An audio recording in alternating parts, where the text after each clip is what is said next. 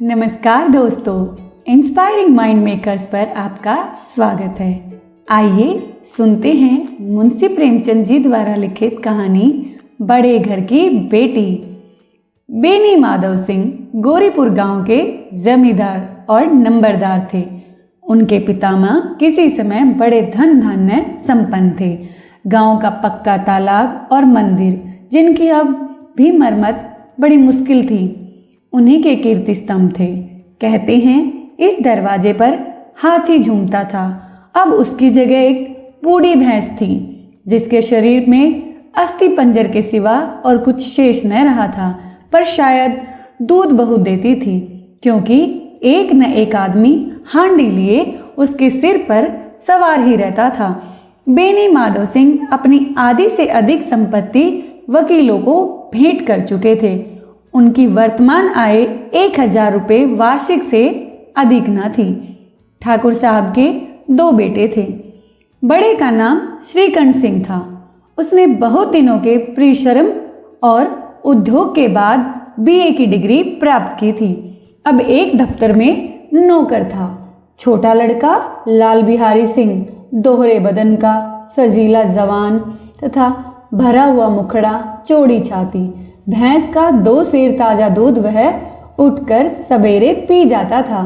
श्रीकंठ सिंह की दशा बिल्कुल विपरीत थी। इन नेत्रप्रिय गुणों को उन्होंने बीए इन्हीं 2 अक्षरों पर न्योछावर कर दिया था। इन 2 अक्षरों ने उनके शरीर को निर्बल और चेहरे को कांतिहीन बना दिया था। इसी से वैदिक ग्रंथों पर भी उनका विशेष प्रेम था। आयुर्वेदिक औषधियों पर उनका अधिक विश्वास था। शाम सवेरे से उनके कमरे से प्राय खरल की सुरीली कर्ण मधुर ध्वनि सुनाई दिया करती थी। लाहौर और कलकत्ते के वैद्यों से बड़ी लिखा पड़ी रहती थी। श्रीकंठ इस अंग्रेजी डिग्री के अधिपति होने पर भी अंग्रेजी सामाजिक प्रथाओं के विशेष प्रेमी न थे, बल्कि वे बहुधा बड़े जोर से उनकी निंदा और तिरस्कार किया करते थे। इसी से गांव में उनका बड़ा सम्मान था। दशहरे के दिनों में वह बड़े उत्साह से रामलीला में सम्मिलित होते थे और स्वयं किसी न किसी पात्र का पाठ लेते थे। गौरीपुर में रामलीला के वही जन्मदाता थे। प्राचीन हिंदू सभ्यता का गुणगान उनकी धार्मिकता का प्रधान अंग था। सम्मिलित कुटुंब की तो वे एकमात्र उपासक थे। आजकल स्त्रियों को कुटुंब में मिलजुल कर रहने की जो अरुचि होती है, उसे वह जाति और देश दोनों के लिए हानिकारक समझते थे। यही कारण था कि गांव की ललनाएं उनकी निंदक थी। कोई तो कोई उन्हें अपना शत्रु समझने में भी संकोच न करती थी। स्वयं उनकी पत्नी को ही इस विषय से उनसे विरोध था। यह इसलिए नहीं कि उसे अपने सास, ससुर, देवर या जेठ आदि से घृणा थी, बल्कि उसका विचार था कि यदि बहुत कुछ सहने और तरह देने पर भी परिवार के साथ निर्वाह न हो सके, तो आए दिन की कलह से जीवन को नष्ट करने की अपेक्षा यही उत्तम है कि अपनी खिचड़ी अलग पकाई जाए। आनंदी एक बड़े ऊंचे कुल की लड़की थी। उसके बाप एक छोटी सी रियासत के तालुकेदार थे। विशाल भवन, 1 हाथी, 3 कुत्ते, बाज, बहरी, शिकरे, जाड़ फानूस, ऑनरेरी मजिस्ट्रेट और ऋण, जो एक प्रतिष्ठित तालुकेदार के भाग्य में होता है, वो सभी यहाँ विद्यमान थे। नाम था भूप सिंह। बड़े उदार चित्त और प्रतिभाशाली पुरुष थे, पर दुर्भाग्य से लड़का एक भी न था। 7 लड़कियां हुई और देव योग से सब की सब जीवित रही। पहली उमंग में तो उन्होंने 3 ब्याह दिल खोल कर किए, पर 15-20 हजार रुपये का सिर हो गया कर्जा तो आंखें खुली, हाथ समेट लिया। आनंदी चौथी लड़की थी। वह अपनी सब बहनों से अधिक रूपवती और गुणवती थी। इससे ठाकुर भूप सिंह उसे बहुत प्यार करते थे। सुंदर संतान को कदाचित उसके माता पिता भी अधिक चाहते हैं। ठाकुर साहब बड़े धर्म संकट में थे कि इसका विवाह कहाँ करें। ना तो यही चाहते थे कि ऋण का बोझ बढ़े, और ना ही यही स्वीकार था कि उसे अपने को भाग्यहीन समझना पड़े। एक दिन श्रीकंठ उनके पास किसी चंदे का रुपया मांगने आया। शायद नागरी प्रचार का चंदा था। भूप सिंह उनके स्वभाव पर रीझ गए और धूमधाम से श्रीकंठ सिंह की आनंदी के साथ शादी हो गई। आनंदी अपने नए घर में आई तो यहाँ का रंग ढंग कुछ और ही था। जिस तीन ताम को उसने बचपन से ही मजा लिया था वह यहाँ पर नाम मात्र का भी नहीं था।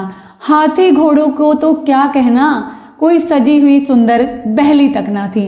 रेशमी स्लीपर साथ लाई थी, पर यहाँ बाग कहाँ, मकान में खिड़कियां तक ना थी, न जमीन पर फर्श न दीवार पर तस्वीरें। यहाँ एक सीधा सादा देहाती गृहस्थ का मकान था, किंतु आनंदी ने थोड़े ही दिनों में अपने को इस नई अवस्था के ऐसा अनुकूल बना लिया मानो उसने विलास के सामान कभी देखे ही ना थे। एक दिन दोपहर के समय लाल बिहारी सिंह 2 चिड़िया लिए हुए आया और भावत से बोला, जल्दी से पका दो, मुझे भूख लगी है। आनंदी भोजन बनाकर उसकी राह देख रही थी। अब वह नया व्यंजन बनाने बैठी। हांडी में देखा तो घी पाव भर से अधिक न था। बड़े घर की बेटी किफायत क्या जाने, उसने सब घी मांस में ही डाल दिया। लाल बिहारी खाने बैठा तो दाल में घी न था। बोला, दाल में घी क्यों नहीं छोड़ा? आनंदी ने कहा, घी सब मांस में पड़ गया। लाल बिहारी जोर से बोला, अभी परसों ही घी आया है, इतने जल्दी उठ गया? आनंदी ने उत्तर दिया, आज तो कुल पाव भर रहा होगा, वह सब मैंने मांस में डाल दिया। जिस तरह सूखी लकड़ी जल्दी से जल उठती है, उसी तरह शुदा से बावला मनुष्य जरा जरा सी बात पर तिनक जाता है। लाल बिहारी को भावज की यह डिठाई बहुत बुरी लगी। तिनक कर बोला, मैके में तो चाहे घी की नदियां बहती हों, स्त्री गालियां सह लेती हैं, मार भी सह लेती हैं, पर मैके की निंदा उनसे सही नहीं जाती। आनंदी मुंह फेर कर बोली, हाथ मरा भी तो 9 लाख का, वे इतना घी नित्य नाई कहर खा जाते हैं। लाल बिहारी जल गया, थाली उठाकर पलट दी और बोला, जी चाहता है जी पकड़ लूं और खींच लूं। आनंदी को भी क्रोध आ गया, मुंह लाल हो गया। बोली, वह होते तो आज इसका मजा चखाते। अब आपड़ उज्जड़ ठाकुर से न रहा गया। उसकी स्त्री एक साधारण जमींदार की बेटी थी। जब भी जी चाहता था उस पर हाथ साफ कर लिया करता था। खड़ा उठाकर आनंदी की ओर जोर से फेंकी और बोला, जिसके गुमान पर भूली हुई हो उसे भी देखूंगा और तुम्हें भी। आनंदी ने हाथ से खड़ा रोकी, सिर बच गया, पर उंगली में बड़ी चोट आई। क्रोध के मारे हवा से हिलते पत्ते की भांति कांपती हुई अपने कमरे में जाकर खड़ी हो गई। स्त्री का बल और साहस, मान और मर्यादा पति तक है। उसे अपने पति के ही बल और पुरुषत्व का घमंड होता है। आनंदी खून का घूंट पीकर रह गई। श्रीकंठ सिंह शनिवार को घर आया करते थे। बृहस्पतिवार को यह घटना हुई। 2 दिन तक आनंदी कोप भवन में रही, ना कुछ खाया न पिया, उनकी बाट देखती रही। अंत में शनिवार को वह नियमानुकूल संध्या समय पर घर आए। बाहर बैठकर कुछ इधर उधर की बातें, कुछ देश काल संबंधी समाचार, कुछ नए मुकदमों आदि की चर्चा करने लगे। यह वार्तालाप 10 बजे रात तक होता रहा। गांव के भद्र पुरुषों को इन बातों में ऐसा आनंद मिलता था कि खाने पीने की भी सुधि न रहती थी। श्रीकंठ को पिंड छुड़ाना मुश्किल हो जाता था। ये 2-3 घंटे आनंदी ने बड़े कष्ट से काटे। किसी तरह भोजन का समय आया, पंचायत उठी, एकांत हुआ तो लाल बिहारी ने कहा, भैया आप जरा भाभी को समझा दीजिएगा कि मुंह संभाल कर बातचीत किया करें, नहीं तो एक दिन अनर्थ हो जाएगा। बैनी माधव सिंह ने बेटे की ओर से साक्षी दी। हाँ, बहू बेटियों का यह स्वभाव अच्छा नहीं है कि मर्दों के मुंह लगे। लाल बिहारी, वह बड़े घर की बेटी है तो हम भी कोई कुर्मी कहार नहीं। श्रीकंठ ने चिंतित स्वर में पूछा, आखिर बात क्या हुई? लाल बिहारी ने कहा, कुछ भी नहीं, यूं ही आप उलझ पड़ी। मैके के सामने हम लोगों को कुछ समझती ही नहीं। श्रीकंठ खा पीकर आनंदी के पास गए। वह भरी बैठी थी। वह हजरत भी कुछ तीखे थे। आनंदी ने पूछा, चित्त तो खुश है? श्रीकंठ बोले, बहुत खुश हूं, पर तुमने आजकल घर में ये क्या उपद्रव मचा रखा है? आनंदी की त्योरियों पर बल पड़ गया। झुंझलाहट के मारे बदन में ज्वाला सी धधक उठी।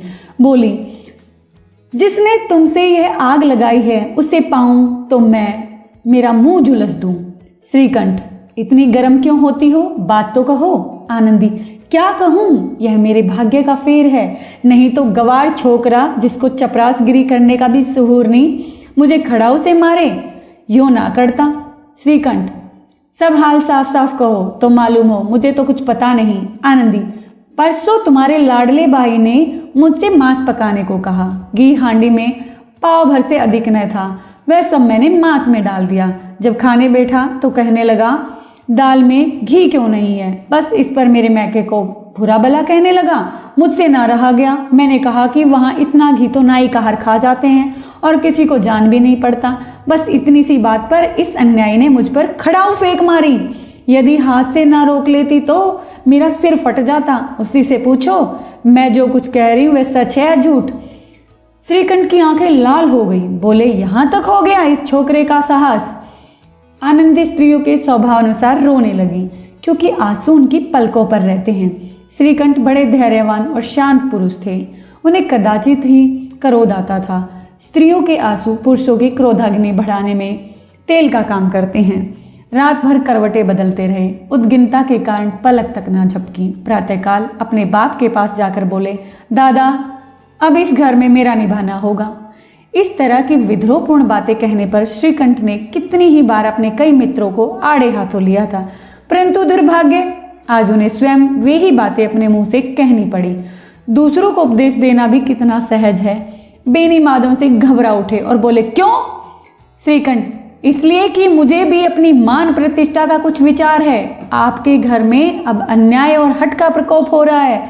जिनको बड़ों का आदर सम्मान करना चाहिए वो उनके सिर चढ़ते हैं। मैं दूसरे को नौकर ठहरा घर पर रहता नहीं, या मेरे पीछे स्त्रियों पर खड़ाऊ और जूतों की बौछार होती है। कड़ी बात तक चिंता नहीं, कोई एक दो कह ले वहां तक मैं सह सकता हूँ, किंतु यह कदापि नहीं हो सकता कि मेरे ऊपर लात घुसे पड़े और मैं दम तक ना मारूं। बेनी माधव सिंह कुछ जवाब ना दे सके। श्रीकंठ सदैव उनका आदर करते थे। उनके ऐसे तेवर देखकर बूढ़ा ठाकुर अवाक रह गया। केवल इतना ही बोला, बेटा तुम बुद्धिमान हो कर ऐसी बातें करते हो। स्त्रियां इस तरह घर का नाश कर देती हैं, उनको सिर चढ़ाना अच्छी बात नहीं है। श्रीकंठ, इतना मैं जानता हूँ, आपके आशीर्वाद से ऐसा मूर्ख नहीं हूँ। आप स्वयं जानते हैं कि मेरे ही समझाने बुझाने से इसी गांव में कई घर संभल गए हैं, पर जिस स्त्री की मान प्रतिष्ठा का मैं ईश्वर के दरबार में उत्तरदाता हूँ, उसके प्रति ऐसा घोर अन्याय और पशुवत व्यवहार मुझे असहनीय है। पिताजी आप सच मानिए, मेरे लिए कुछ कम नहीं है कि लाल बिहारी को कुछ दंड नहीं देता। अब बेनी माधव सिंह भी गरमाए, ऐसी बातें और न सुन सके। बोले, लाल बिहारी तुम्हारा भाई है, उससे जब कभी भूल चूक हो तो उसके कान पकड़ो। लेकिन श्रीकंठ, लाल बिहारी को मैं अपना भाई नहीं समझता। बेनी माधव सिंह, स्त्री के पीछे? श्रीकंठ, जी नहीं, उसकी क्रूरता और अविवेक के कारण। दोनों कुछ देर चुप रहे। ठाकुर साहब लड़के का क्रोध शांत करना चाहते थे, लेकिन यह नहीं स्वीकार करना चाहते थे कि लाल बिहारी ने कोई अनुचित काम किया है। इसी बीच में गांव के और कई सज्जन हुक्के चिलम के बहाने वहां आ बैठे। कई स्त्रियों ने जब यह सुना कि श्रीकंठ पत्नी के पीछे पिता से लड़ने को तैयार है तो उन्हें बड़ा हर्ष हुआ। दोनों पक्षों की मधुर वाणियां सुनने के लिए उनकी आत्माएं तिलमिलाने लगी। गांव में कुछ ऐसे कुटिल मनुष्य भी थे जो इस कुल की नीतिपूर्ण गति पर मन ही मन चलते थे। वे कहा करते थे, श्रीकंठ अपने बाप से दबता है इसलिए वह दब्बू है, उसने विद्या पढ़ी है इसलिए वह किताबों का कीड़ा है। बेनी माधव सिंह उसकी सलाह के बिना कोई काम नहीं करते, यह उनकी मूर्खता है। इन महानुभवों की शुभकामनाएं आज पूरी होती दिखाई दे रही थी। कोई हुक्का पीने के बहाने, कोई लगान की रसीद दिखाने आकर बैठ गया। बेनी माधव सिंह पुराने आदमी थे, इन भावों को ताड़ गए। उन्होंने निश्चय किया, चाहे कुछ ही क्यों ना हो, इन द्रोहियों को ताली बजाने का अवसर ना दूंगा। तुरंत कोमल शब्दों में बोले, बेटा मैं तुमसे बाहर नहीं हूँ, तुम्हारा जो जी चाहे करो। अब तो लड़के से अपराध हो गया। इलाहाबाद का अनुभव रहित झल्लाया हुआ ग्रेजुएट इस बात को न समझ सका। उसे डिबेटिंग क्लब में अपनी बातों पर अड़े रहने की आदत थी। एक हथकंडों को उसे क्या खबर। बाप ने जिस मतलब से बात पलटी थी वह उसको समझ न आई।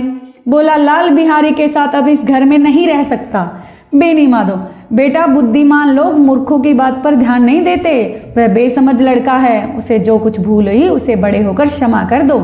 श्रीकंठ, उसकी इस दुष्टता को मैं कदापि नहीं सह सकता। या तो वो इस घर में रहेगा या मैं। आपको यदि वह अधिक प्यारा है तो मुझे विदा कीजिए। मैं अपना भार अपने आप संभाल लूँगा। यदि मुझे रखना चाहते हो तो उससे कहिए यहाँ से चला जाए। बस यही मेरा अंतिम फैसला है। लाल बिहारी सिंह दरवाजे की चौखट पर चुपचाप खड़ा बड़े भाई की बातें सुन रहा था। वह उनका बहुत आदर करता था। उसे कभी इतना साहस न हुआ कि श्रीकंठ के सामने चारपाई पर बैठ जाए, हुक्का पी ले, पान खा ले। बाप का भी वह इतना ही मान करता था, लेकिन बड़े भाई श्रीकंठ का उससे भी ज्यादा करता था।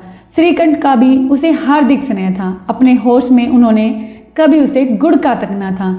जब वह इलाहाबाद में आते तो उसके लिए कोई न कोई वस्तु अवश्य लाते थे। मुकद्दर की जोड़ी उन्होंने ही बनवा दी थी। पिछले साल जब उसने अपने से ड्योढ़े जवान को नागपंचमी के दिन दंगल में पछाड़ दिया था तो उन्होंने पुलकित होकर अखाड़े में ही जाकर उसे गले लगा लिया था। 5 रुपए के पैसे लुटाए थे। ऐसे भाई के मुंह से आज ऐसी हृदय विदारक बातें सुनकर लाल बिहारी को बड़ी गलानी हुई। वह फूट फूट कर रोने लगा। इसमें संदेह नहीं है कि उसे अपने किए पर पछतावा हो रहा था। भाई के आने से एक दिन पहले से उसकी छाती धड़कती थी कि देखूं भैया क्या कहते हैं, मैं उनके सम्मुख कैसे जाऊंगा, उनसे कैसे बोलूंगा, मेरी आंखें उनके सामने कैसे उठेंगी। उसने समझा था कि भैया मुझे बुलाकर समझा देंगे। इस आशा के साथ वह वहां पर था। इसके विपरीत आज उसने उनके निर्दयता की मूर्ति समझा। वह मूर्ख था, परंतु उसका मन कहता था कि भैया मेरे साथ अन्याय कर रहे हैं। यदि श्रीकंठ उसे अकेले में बुलाकर 2-4 बात कहें, इतना ही नहीं 2-4 तमाचे भी लगा देते तो कदाचित उसे इतना दुख ना होता। पर भाई का यह कहना कि अब मैं उसकी सूरत नहीं देखना चाहता, लाल बिहारी से सहा न गया। वह रोता हुआ घर आया। कोठरी में जाकर कपड़े पहने, आंखें पोंछी, जिससे कोई यह ना समझे कि वह रोता था। तब आनंदी के द्वार पर आकर बोला, भाभी भैया ने निश्चय किया है कि वह मेरे साथ इस घर में न रहेंगे। अब वह मेरा मुंह नहीं देखना चाहते, इसलिए अब मैं चाहता हूँ कि मैं यहाँ से चला जाऊं। उन्हें फिर मुंह न दिखाऊंगा। मुझसे जो कुछ अपराध हुआ है उसे क्षमा करना। यह कहते कहते लाल बिहारी का गला भर आया। जिस समय लाल बिहारी सिंह सिर झुकाए हुए आनंदी के द्वार पर खड़ा था, उसी समय श्रीकंठ सिंह भी आंखें लाल किए बाहर से आए। भाई को खड़ा देख तो घृणा से आंखें फेर ली और कतरा कर निकल गई, मानो उसकी परछाई से दूर भागते हों। आनंदी ने लाल बिहारी की शिकायत तो की थी, लेकिन अब मन में पछता रही थी। वह स्वभाव से ही दयावती थी। उसे इसका तनिक भी ध्यान न था कि बात इतनी बढ़ जाएगी। वह मन में अपने पति पर झुंझला रही थी कि ये इतने गर्म क्यों होते हैं। उस पर यह भय भी लगा हुआ था कि कहीं मुझसे इलाहाबाद चलने की ना कहे तो मैं क्या करूंगी। इसी बीच जब उसने लाल बिहारी को दरवाजे पर खड़े यह कहते सुना कि अब मैं जाता हूँ, मुझसे जो कुछ अपराध हुआ क्षमा करना, तो उसका रहा सहा क्रोध भी पानी में बह गया। वह रोने लगी। मन का मैल धोने के लिए नयन जल से उपयुक्त कोई वस्तु नहीं। श्रीकंठ को देखकर आनंदी ने कहा, लाला बाहर खड़े बहुत रो रहे हैं। श्रीकंठ, तो मैं क्या करूं? आनंदी, भीतर बुला लो, मेरी जीभ में आग लगे, मैंने कहां से यह झगड़ा उठाया। श्रीकंठ, मैं ना बुलाऊंगा। आनंदी, पछताओगे, उन्हें बहुत गलानी हो गई है, ऐसा ना कहो, कहीं चल दे। श्रीकंठ न उठे। इतने में लाल बिहारी ने फिर कहा, भाभी भैया से मेरा प्रणाम कह दो। वे मेरा मुंह नहीं देखना चाहते, इसलिए मैं भी अपना मुंह उन्हें न दिखाऊंगा। लाल बिहारी इतना कहकर लौट पड़ा, शीघ्रता से दरवाजे की ओर बढ़ा। अंत में आनंदी कमरे से निकली और उसका हाथ पकड़ लिया। लाल बिहारी ने पीछे फिरकर देखा और आंखों में आंसू भर बोला, मुझे जाने दो। आनंदी, कहाँ जाते हो? लाल बिहारी, जहां कोई मेरा मुंह ना देखे। आनंदी, मैं ना जाने दूंगी। लाल बिहारी, मैं तुम लोगों के साथ रहने योग्य नहीं हूं। तुम्हें मेरी सौगंध, अब एक भी पग आगे बढ़ाया तो। लाल बिहारी, जब तक मुझे यह ना मालूम हो जाए कि भैया को मेरे तरफ से साफ हो गया है मन, तब तक मैं इस घर में कदापि न रहूंगा। आनंदी, मैं ईश्वर को साक्षी देकर कहती हूँ कि तुम्हारी ओर से मेरे मन में तनिक भी मैल नहीं। अब श्रीकंठ का हृदय भी पिघला। उन्होंने बाहर आकर लाल बिहारी को गले लगा लिया। दोनों भाई खूब फूट फूट कर रोए। लाल बिहारी ने सिसकते हुए कहा, भैया अब कभी मत कहना कि तुम्हारी मुंह ना देखूंगा। इसके सिवा आप जो दंड देंगे मैं सहर्ष स्वीकार कर लूंगा। श्रीकंठ ने कांपते हुए स्वर में कहा, लल्लू, इन बातों को बिल्कुल भूल जाओ, ईश्वर चाहेगा तो फिर ऐसा अवसर ना आएगा। बेनी माधव सिंह बाहर से आ रहे थे। दोनों भाइयों के गले मिलते देखकर आनंद से पुलकित हो गए। बोल उठे, बड़े घर की बेटियां ऐसा ही करती हैं, ऐसी ही होती हैं, बिगड़ता हुआ काम बना लेती हैं। गांव में जिसने यह वृत्तांत सुना उसी ने इन शब्दों में आनंदी की उदारता को सराहा। बड़े घर की बेटियां ऐसी ही होती हैं।